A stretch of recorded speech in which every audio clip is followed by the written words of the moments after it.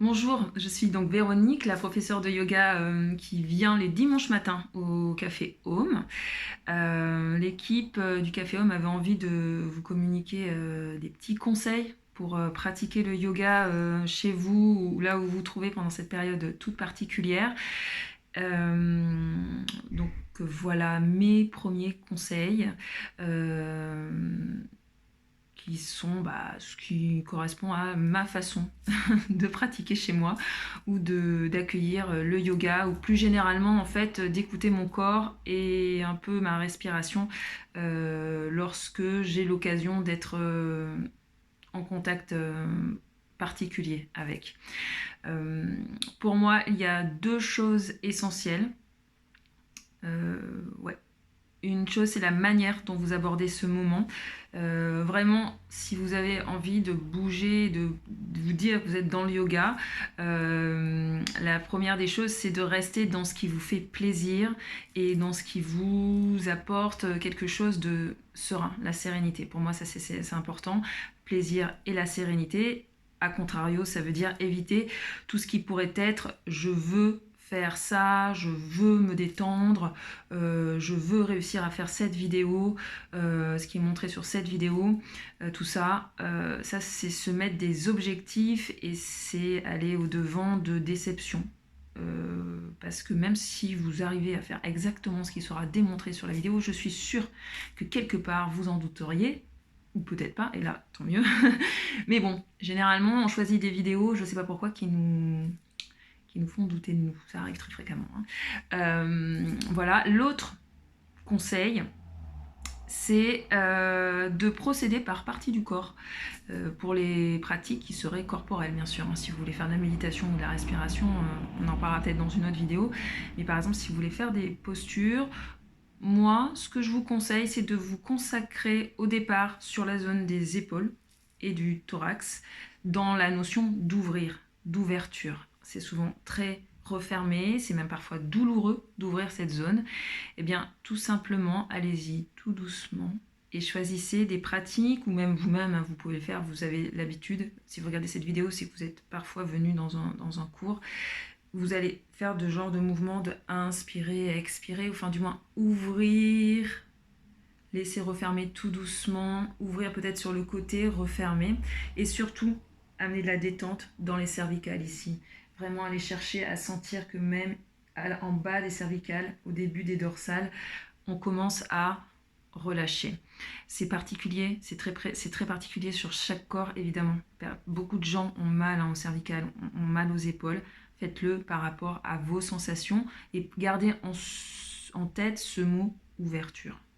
Ouverture et je crée de l'espace et de la douceur. Je pense que l'intention qu'on met au départ, c'est, j'allais dire 100% de la pratique en fait. C'est-à-dire que si vous avez que 5 minutes, vous avez du bruit autour de vous, mais vous vous dites, je crée de l'espace, je mets un peu de douceur là, vous êtes déjà pas mal en contact avec des mouvements qui vont venir intuitivement et je suis sûre que vous aurez la bonne manière de les faire, de les installer.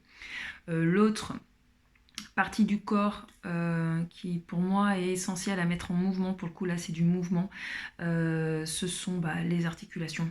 Bon là évidemment on était aussi sur des articulations, mais vraiment les grandes charnières. Donc pour moi ça commence par les hanches, par les chevilles. Évidemment les genoux suivent, hein. Si vous bougez les hanches et les chevilles ça suit. Voilà. Puis pensez peut-être aux poignets, aux coudes. Je ne vous donne pas de posture précise. Il y a plein de vidéos super, vraiment, il y a plein de vidéos super sur le net. Mais voilà, création d'espace, de douceur ici. Voilà, j'agrandis et voilà, vraiment je mets de la douceur et mise en mouvement des articulations par des mouvements de rotation, voilà, par ce qu'on appelle des flexions. Vous allez vers l'avant, ce genre de choses. Voilà, ou ce genre de choses, comme ça. Je ne sais pas si vous voyez bien, ici j'ouvre ma hanche, voilà, pour le dos, des courbures comme ceci ou comme ceci, plus engager plus cette partie du dos, la partie haute, comme ça. Lorsque vous allez vers des flexions, très pratique de vous parler comme ça, lorsque vous allez vers des flexions vers le bas, comme ceci, mettez en support vos mains quelque part, par exemple ici, ou plus bas. Je disparais. Voilà, utilisez toujours vos mains ou une chaise en support pour éviter que votre dos ait tout votre poids qui part dans le vide à supporter tout seul. Voilà, j'ai peut-être été un peu longue en fait, mais surtout l'intention de départ. Voilà, vous avez besoin de quoi quand vous dites je veux faire du yoga ou je veux pratiquer un peu? L'intention, j'ai besoin de calme, de douceur. Voilà, vous allez trouver tout seul, vraiment. Et je pense qu'on va avoir beaucoup de moments dans notre quotidien pendant cette période qui vont nous donner aussi l'occasion de pratiquer, de vivre ce qu'on rattache au yoga mais qui globalement fait partie de la vie, hein, de faire les choses en conscience. On emploie beaucoup cette expression, mais elle est vraiment juste. Je sais pas, jeter quelque chose à la poubelle en conscience, par exemple pour moi je trouve que c'est hyper important, mais parce que on se souvient de ce qu'est cette chose. Souvent je sais pas, c'est un résidu de nourriture ou c'est quelque chose qui a été fabriqué par quelqu'un. C'est pas forcément intellectualiser la chose, hein, mais prendre conscience on le met dans cette boîte.